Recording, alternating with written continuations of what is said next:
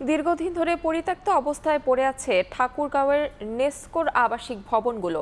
এরই মধ্যে সব দরজা জানলা খুলে নিয়ে গেছে দুর্বৃত্তরা, অথচ সংস্কারের কোনো উদ্যোগ নেই কর্তৃপক্ষের। অভিযোগ উঠেছে বর্তমানে জায়গাটি পরিণত হয়েছে মাদকসেবীর আড্ডাখানায়। কর্তৃপক্ষ বলছে নতুন করে জায়গাটিতে সোলার পাওয়ার প্ল্যান্ট স্থাপন করা হবে। জিয়াউর রহমান বকুলের রিপোর্ট।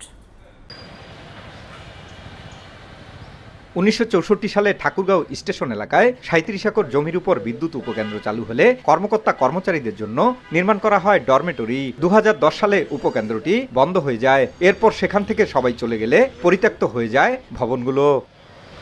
দীর্ঘ সময় ধরে পরিত্যক্ত থাকায় ভবনের সব দরজা জানালা চুরি হয়ে গেছে।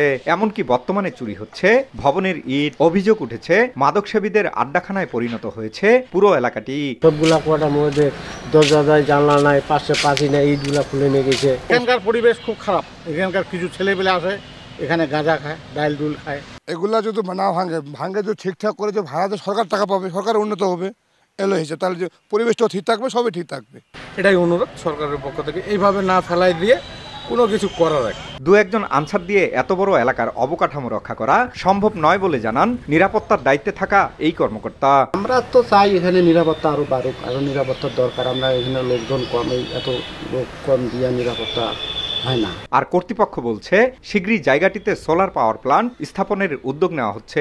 পরিকল্পনা চলছে, দুই একবার ভিজিটও হয়ে গেছে, সামনে হয়তো হয়ে যাবে এবং হয়ে গেলে জায়গাগুলো সব আবার দৃশ্যমান সুন্দর হবে। যখন পাওয়ার স্টেশন ছিল, একটা জমজমাট অবস্থা ছিল, এরকম হয়তো সুন্দর একটা পরিবেশ আবার তৈরি হবে। নেস্কোর ডরমিটরিতে বর্তমানে 34টি আধা পাকা ও দোতলা ভবন রয়েছে। জিয়াউর রহমান বকুল, সময় সংবাদ, ঠাকুরগাঁও।